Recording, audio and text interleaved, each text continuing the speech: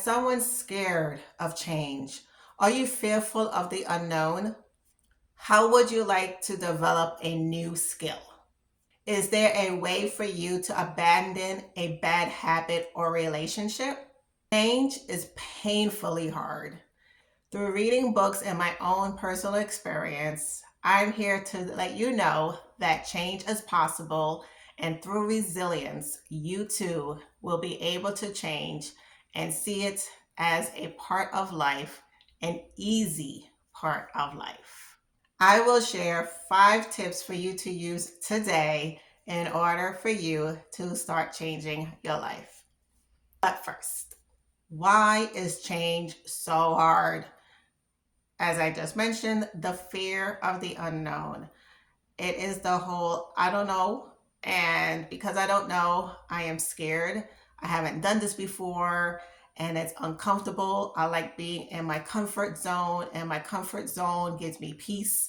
Your brain is saying stranger danger because this is strange to you. And because it is strange to you, your brain is saying it's a danger and it's something for you not to tackle. Or maybe you are trying to change too many things at once, or you just being very impatient with yourself about the results. And simple, you're just not ready. In the end of the day, change will come ready or not. And it's best to equip yourself right now with the tools you need in order for you to make change easy in your life and to make sure you excel as well. I started my podcast in Spotify and Apple in 2021, and I was comfortable being there because all I had to do was turn on the mic, press record, and start talking. And then I got a coach because I wrote a book, and the person said I need to put my audio on visual so people could see me.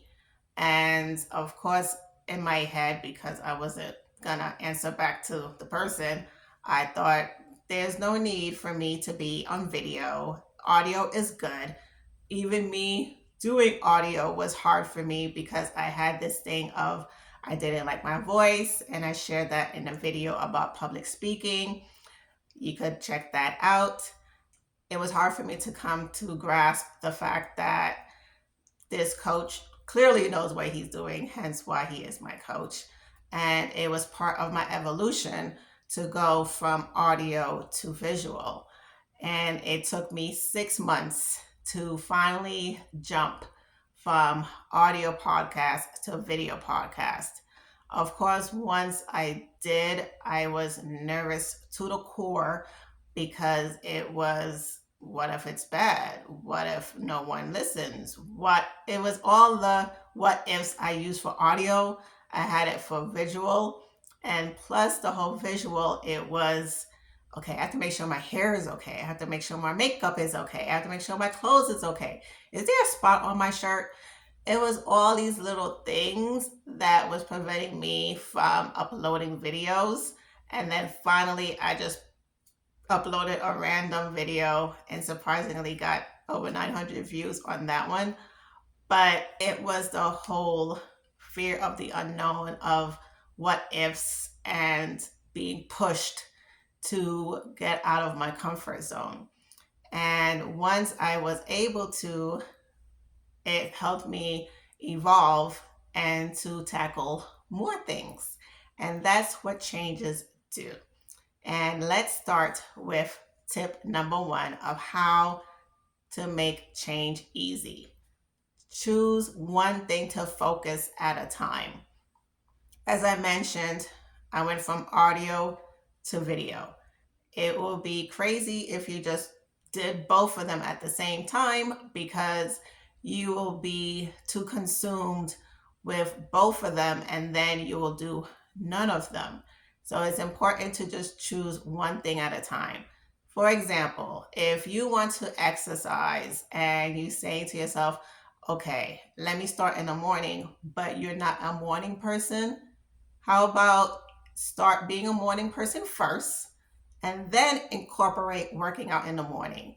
Because if you do, I'm going to wake up in the morning and exercise, and you're already not a morning person, you will legit not work out or get up early in the morning, because both of them are things you have a hard time doing.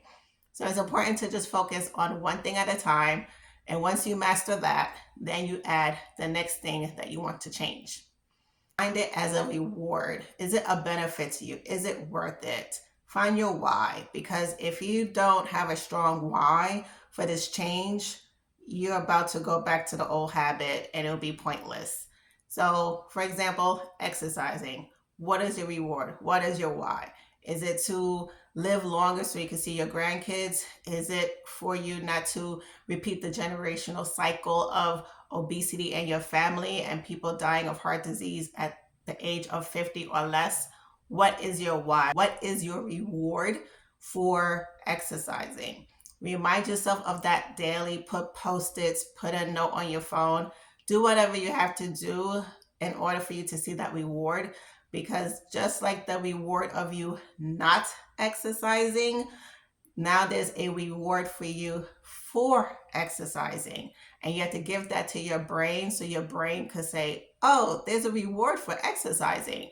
And your brain will help you and build new neurons, which are cells in your brain, for you to have a new avenue for your brain to say, let's continue exercising and building this habit.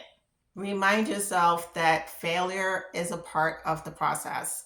If you're going at it saying, I will do it, I do it, and everything's going to be great, and then you miss a day, and then you're hard on yourself, then you will defeat yourself. So it's important that you allow yourself grace and compassion, and to just say, okay, I missed a day. That's cool. Let me regroup tomorrow. Know that failure is part of breaking a habit and forming a new habit, because change is new and it is best when it is easy, when you're easy on yourself. Remember also that change is a daily, consistent process. It's not a one and done step. Oh, great, I'm exercising, and then that's it. No, it's every day. You have to remind yourself of your why and why you're doing this and what it is that you need to do in order for you to lose the weight or get healthy or whatever your reason is for exercising. So just remember that the process is worth it. And as long as you're being consistent with this change, over time, it will be easy. Hence why it is important to be patient with yourself and not allow yourself in this whole 30-day or 90-day, but that now you're going into a new lifestyle. Choose a better way. If you tried 10 different ways of exercising and you failed at all 10, don't repeat any of them. Find a new way. There's a million ways to skin a cat. Find another way.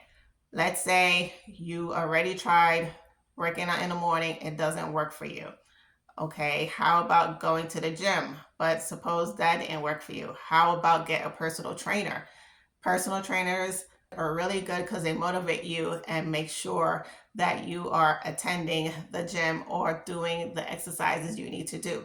So it's important to have a support group, or whatever you have not done, try that, or get an accountability partner to exercise, or whatever new habit you're about to do, get someone else with you and do something different. Do not do the same thing you already failed at unless you have a new mindset of that.